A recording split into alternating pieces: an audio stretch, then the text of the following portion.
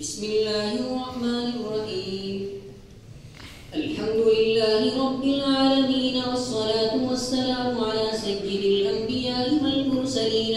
وعلى آله وصحبه أجمعين. أما بعد،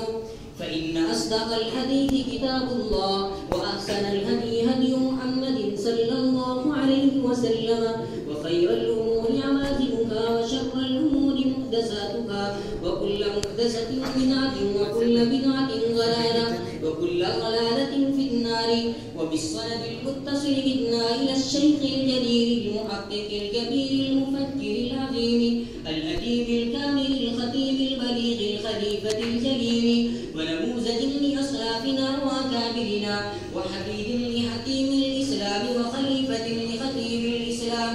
ونور لأسرة القاسمية المسلم القائد المرشد، مشرفنا ومدير جامعتنا شيخنا وأستاذنا المكرم محمد سفيان القاسمي، عن الشيخ شريف الأسد الدوبندي، عن الشيخ حسين أحمد المدني، عن الشيخ شيخ الهند محمود الحسن الدوبندي، عن الشيخ قاسم العلوم والخيرات محمد قاسم الناموتبي، عن الشيخ عبد الغني المجددي، عن الشيخ الشاه محمد إسحاق المحدث الدهلوي، عن الشيخ الشاه عبد العزيز المحدث الدهلوي، عن الشيخ الشاه ولي الله المحدث الدهلوي، عن الشيخ أبي طاهر المدني، عن الشيخ إبراهيم الكردي، عن الشيخ أحمد القشقاشي، عن الشيخ أحمد بن عبد القدوس الشنابي، عن الشيخ شمس الدين محمد بن أحمد الرملي، عن الشيخ زكريا بن محمد الأنصاري، عن الشيخ أحمد بن علي بن حجر العسقلاني، عن الشيخ إبراهيم بن أحمد الفاروقي، عن الشيخ أحمد بن أبي طالب، عن الشيخ سراج الدين حسين بن المبارك الحنبلي الزبيدي، عن الشيخ عبد الأول بن عيسى الهربي، عن الشيخ عبد الرحمن بن مظفر الداودي، عن الشيخ أبي محمد عبد الله بن أحمد السرخسي، عن الشيخ أبي عبد الله محمد بن يوسف الفربري، عن إمام الجليل الحافظ الحجة أمير المؤمنين في الحديث أبي عبد الله محمد بن إسماعيل بن إبراهيم بن المغيرة بن بردس بن الجوفي البخاري رحمه الله تعالى. اللهم انفعنا وانفعنا بعلوم هؤلاء الشيوخ الأجمعين، آمين يا رب العالمين. أنه قال حدثنا أبو النعمان قال حدثنا معتمر بن سليمان حدثنا أبي قال حدثنا أبو عثمان عن عبد الرحمن بن أبي بكر أن أصحاب الصفة كانوا أناسا فقراء، وإن النبي صلى الله عليه وسلم قال من كان عنده طعام اثنين فليذهب بثلاث،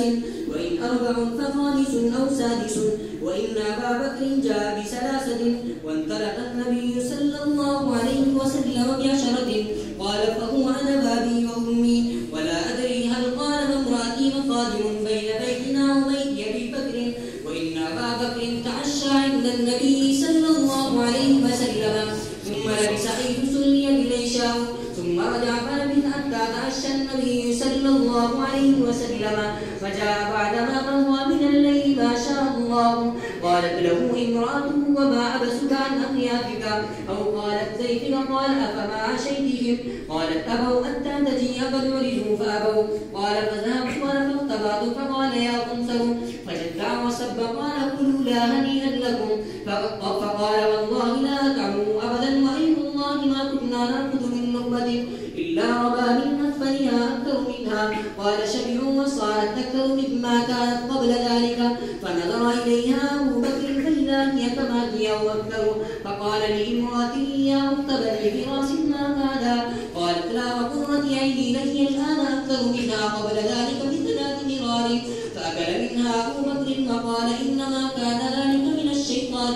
يعني يمينه، ثم أكل منها لقمة ثم حملتها إلى النبي صلى الله عليه وسلم، فأصبحت عنده، وكان بيننا وبين قوم عقد، فمضى الأجل ففرقنا 12 رجلا مع كل